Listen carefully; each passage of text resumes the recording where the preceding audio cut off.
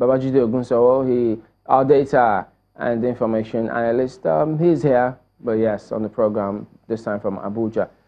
Hello, Jide, you've been looking into this. I mean, we know that the PDP, they're not happy with the outcome of these elections, but the APC are grinning from ear to ear about these elections.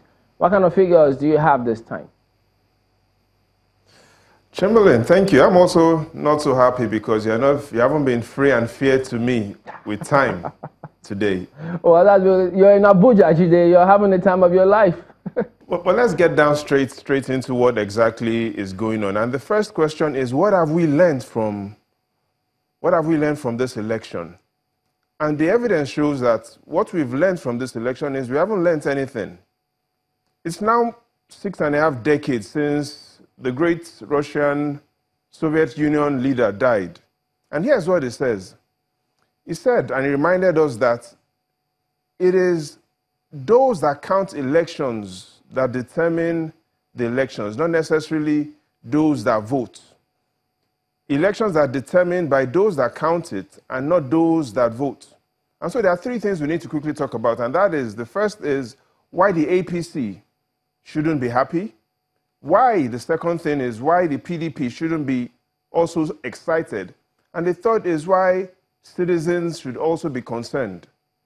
The first is, even though the APC has been declared, the APC candidate has been declared the winner, if we compare the results of this election to the 2014 election, the evidence shows the APC has performed poorly. Here's what I mean. In 2018, compared to 2014, APC scored lower figures across all 30 local governments except Ife South. And so if that is the benchmark for performance, looking at what happened in 2014 compared to 2018, rather than comparing this result with the PDP's results, then the APC clearly has performed poorly.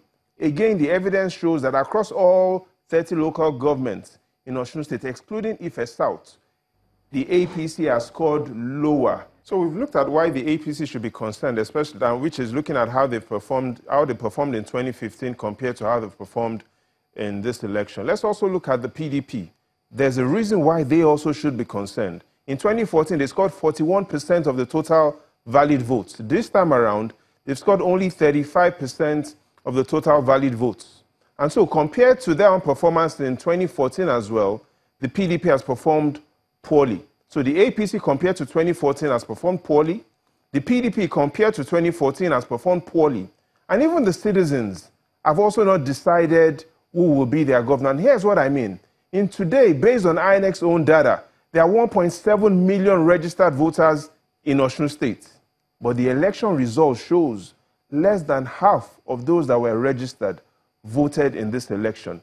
Chamberlain, in simple terms, is the minority of registered voters that determined who won this election. And so that should also give us concern. Well, here's what gives us the greatest concern, and that is the question on the lips of most Nigerians this morning. That is the same question on the lips of online Nigerians that are tweeting. The question is, how did the APC win? In simple terms, there were 4 local governments that went into the supplementary elections in 7 polling units. The APC won all of the 7 polling units except one, Bogo. Here's the interesting thing you'll find out in Bogo. Even though the APC didn't win that polling unit, the total voter turnout in Bogo was the least. Only 105 people turned out based on INEC's release.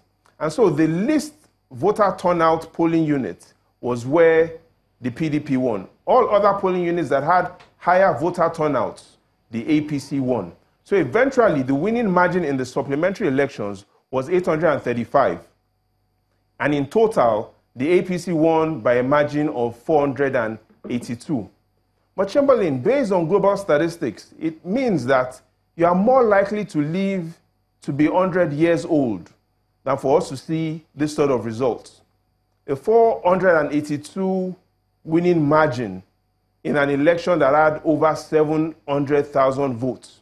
The probability that that happens in global elections is severely low. Again, I repeat, you are more likely to live to become 100-year-old than for this result to happen. Does this mean that this result was fraudulent? No, it doesn't conclude. We can't easily conclude that this result was false. What it means is that we need to investigate exactly what happened across these 7 polling units, especially because the evidence shows that the only unit that the APC lost was in the polling unit that had the least voter turnout. But again, what has happened in this period has also shown that we focus more on politics than the economy of Lagos. And in the words of General Patton, who was a leading general at the World War II for the United States, he says that when everybody is thinking about the same thing, then it means someone is not thinking. In the last 3 weeks, we've all been talking about politics, the politics of Osun State. We haven't focused on the economy of Osun State. All right, Jide. Here's one fact about the economy of Osun State. In the last 3 years, Osun State has consistently collected the least amount of money from the Federation account.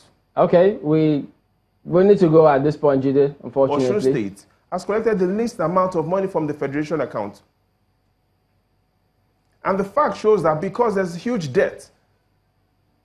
So now that the economy, and now that we are done with politics, we now need to focus on the economy.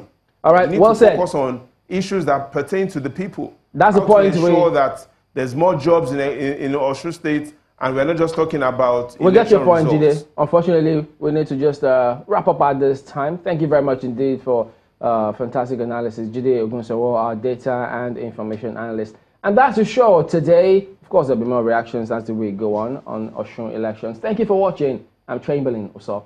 Goodbye. I'm Neota Igbe.